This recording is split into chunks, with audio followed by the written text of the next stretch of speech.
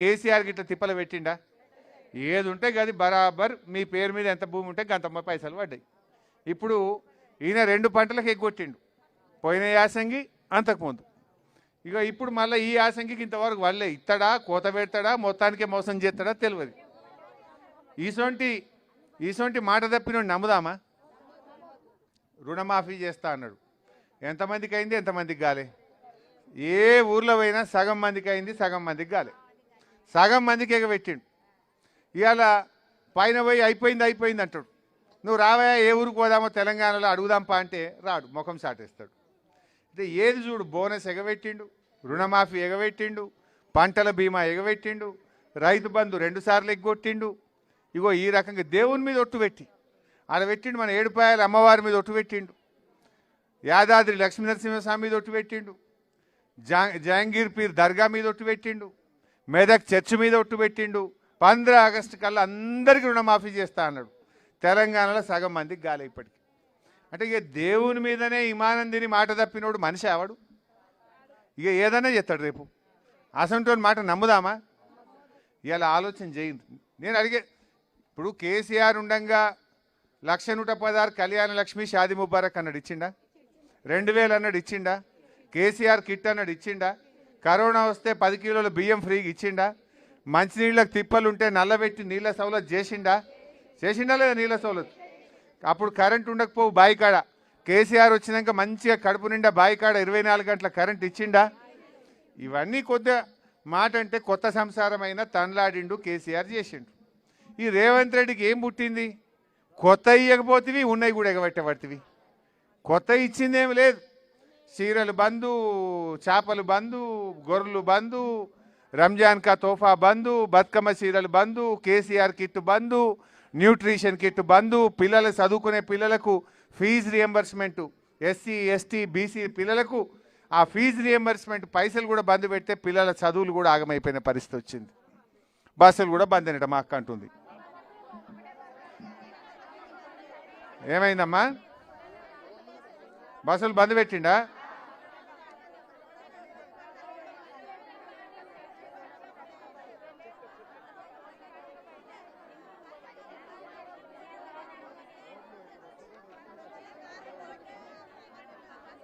అదే అమ్మా, ఈ స్కూల్ పోయే బస్సులకు కూడా తిప్పలవుతుంది పిల్లలకు. సరే,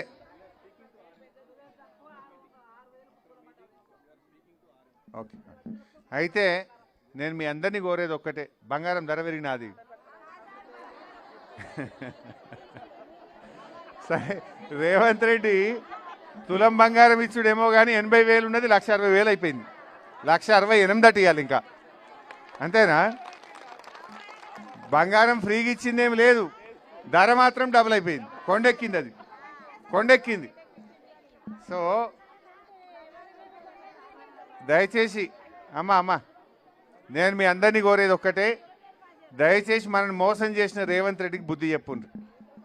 ఇప్పుడు మన పార్టీ తరఫున మన కారు గుర్తు గెలవాలి, మళ్ళా మనకు మంచి రోజులు రావాలి, మళ్ళీ మన అనుకున్న పనులన్నీ కావాలి.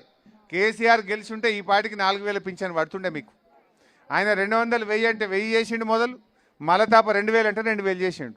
వీళ్ళు మాత్రం మోసం చేసిండ్రు, నమ్మినం, మోసమైంది.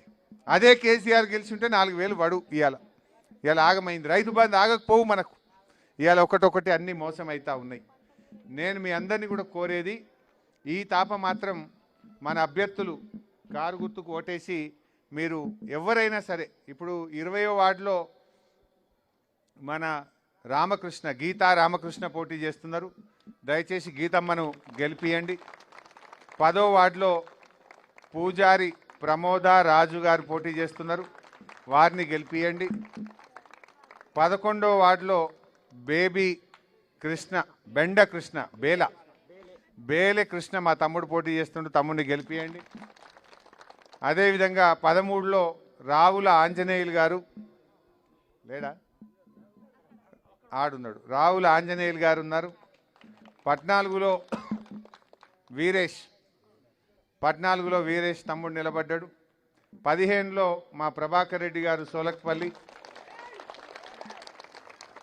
16లో పావని పరమేశ్వర్ రెడ్డి గారు 16లో నిలబడ్డారు, వారిని ఆశీర్వదించండి. అట్లే 7లో నాయకోటి రాజేష్ తమ్ముడు నిలబడ్డాడు.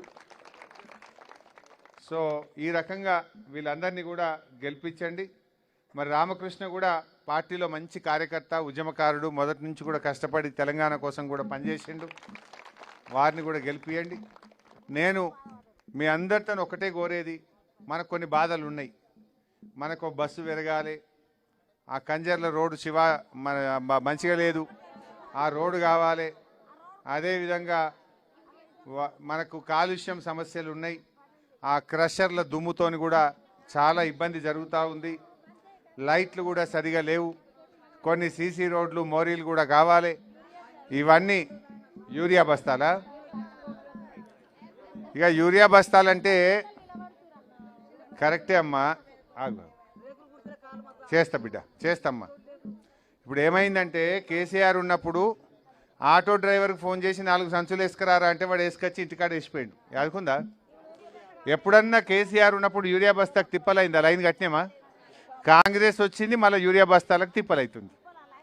అన్ని కరెంటు కూడా మున్పట్లెక్క ఉంటుందా బాయికాడ? సాయంత్రం 5 గంటలకు పోతే మళ్ళీ పొద్దుగాల 4కి వస్తున్నట్టుంది.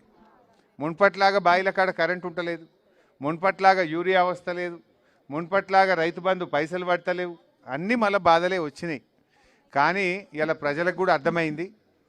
మొన్న ఎవరో నా దగ్గరికి చాలామంది వచ్చిండ్రు, ఎవరో ఆ పంచాయత్ సెక్రటరీలు.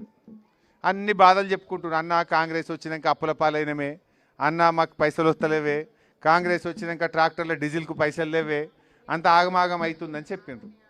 నేను అన్ని